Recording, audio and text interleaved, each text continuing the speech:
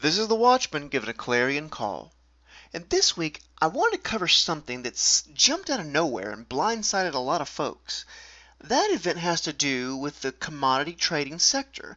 Now, several of the world's largest commodity trading companies have basically caught the financial equivalent of typhoid fever as of late. Major doubts are arising as to whether or not these companies will even survive. Now, the first such company to roil the markets this week was Glencore, which experienced an absolute skydive in their share price in the past 2 weeks as their credit default swap rate went literally straight up. Now, this price trouble basically boils down to their credit concerns, because this company, one of the largest commodity trading companies on earth, doesn't have high enough earnings to offset their debts. They're simply too over-leveraged on too grand a scale. Now, that's not too surprising considering the prices of all the underlying goods that they've been either making deals to secure or trading in are all tanking, right? Now, before I go further, I urge you all to watch a new video by my friend, Brother John F., whose link I've included in the description beneath. John covered this Glencore issue recently in pretty great detail, and in that video, one thing he spent time on, and rightly so, was on a man involved with that company named Marc Rich. Now, who is Marc Rich? Well, he's perhaps the most important henchman to the bankers' rigging schemes that you may have never heard of. This man's old school, and he's been neck deep in nearly every conceivable illegality for decades. He was doing this when you were likely in your PJs watching Saturday morning cartoon shows. But the first time I ever heard the name Marc Rich was years ago when Bix Weir actually made reference to him in regards to Rich's earlier years spent in the commodity space, particularly in regards to silver and gold. Now, there's an interesting book that some of you may want to check out on this man's criminal activity called, quote, Metal Men, Marc Rich and the $10 billion Scam, end quote. Now, why was Marc Rich important in the metals rigging scam? Well, for one reason, this man was very good at sourcing metal all over the globe in order to continue all kinds of dastardly deeds with. But eventually, even he was found out and became somewhat of a fugitive for his crimes.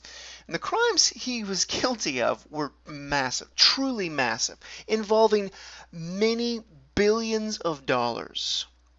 In fact, if he was caught and taken to jail, he'd have received a prison sentence of roughly 300 years. But he was not caught, and he was eventually given a pardon, a presidential pardon by Bill Clinton at the very last minute. Now, why? Why would they pardon Marc Rich? Well, if you're asking that question, one thing you've got to understand about the banking cabal right now is that these people protect their greatest assets. If someone has proven themselves truly useful to them, this syndicate goes above and beyond through great lengths to keep those assets out of harm's way, no matter the cost. The reason why Marc Rich could literally commit capital offense crimes like trading with Iran during a very politically sensitive time and still get a presidential pardon is that he was far too good at his job. He was a far too pivotal cog in the suppression wheel that kept it turning. They couldn't afford to let him be put away. He was basically the Blythe Masters of his day. All right, now if you don't know, for all those who don't know who Blythe Masters is, Google her. She's an evil genius. She was a pioneer of credit default swap contracts, a silver dominatrix extraordinaire, and perhaps even soon to be a Bitcoin rigger. At least she'd like to be. And just as Blythe Masters helped cap and contain silver and buy her masters several critical years of time, Marc Rich kept their Ponzi schemes going through these exchanges that he had helped to found. He'd sourced the metal that they needed. He'd pioneered the schemes to leverage existing metal through modern futures hedging and derivative contracts. And he received a pardon for the same reason that folks like Hillary Clinton will never go to jail. They're just too important to the system. Benghazi, everyone said it would sink Hillary, when it first came out. I said, no way. No way is that going to sink her. And I was right. She seems to have gotten through it just fine. The tens of thousands of classified emails on several private servers, again, it's troubling to her PR, but she's a survivor who knows that the public has a memory hole vastly deeper than their feelings of discontent, and that if she just lays low for long enough, her friends in high places can make nearly anything, and I mean anything, go away. Now let me take this a step further. Okay, this is the same reason why small fry gold and silver retailers out there who've been destroyed by the market rigging like Tolving, Hans Tolving's enterprise, why they're left to swing in the wind while, say, Kitco can receive several credit protection extensions by the Canadian tax authorities after being raided by government agents for alleged tax evasion in 2011. Poor Hans's real major problem was that his enterprise's delinquencies, well, they just weren't big enough, right? Tolving was not too big to fail, but Kitco is. And Kitco's pool account apparatus is just too important to the powers that be at that time to simply be liquidated, right? And another reason these folks were bulletproof, even in the fight against Quebec's tax authorities, is that they've also been very good at creating false narratives about why gold and silver are really, actually, perfectly fair, legitimately traded markets. They come up with endless, hilarious excuses for why silver's selling under the cost to mine it is really legit. Like, quote, the gold bears are just getting really gored by, they're just really goring those bulls. or the all-time classic, silver is victim of the, quote, summer doldrums.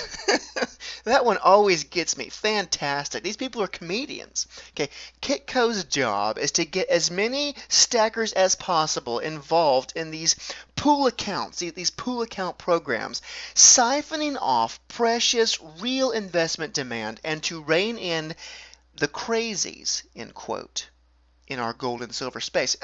People like you and I.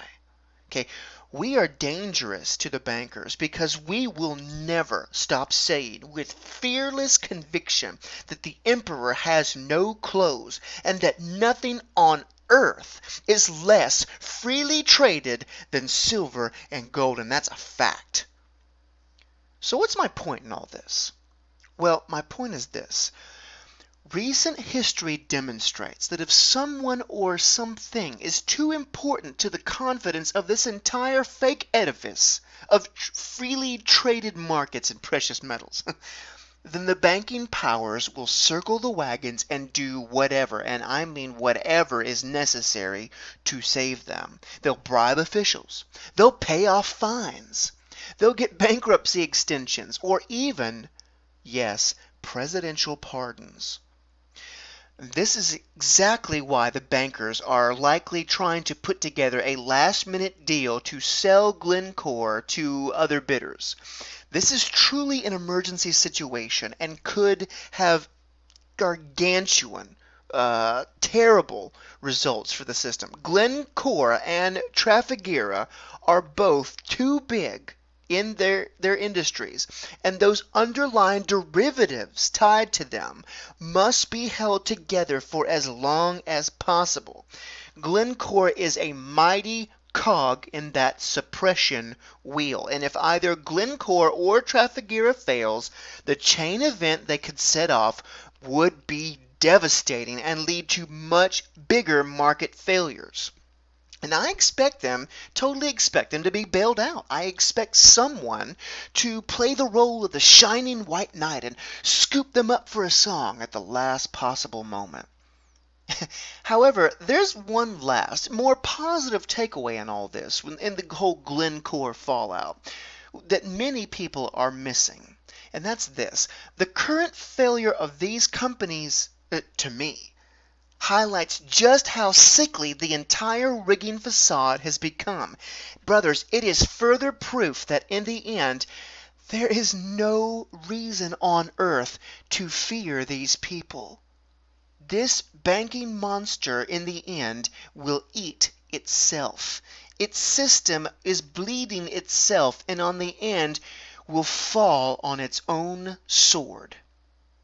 These once bulletproof people are on the ropes, and they know it. Every day they run out of precious time. Every day the COMEX bleeds more gold and silver. They just bled more registered silver today, another 728,000 ounces. And every moment their great day of reckoning draws closer. And I personally intend on hastening that day by spreading the word of their fraud as far and wide as I can for as long as I can. That you can be sure of. This is the Watchman signing out. Stay vigilant and bring the fight to them.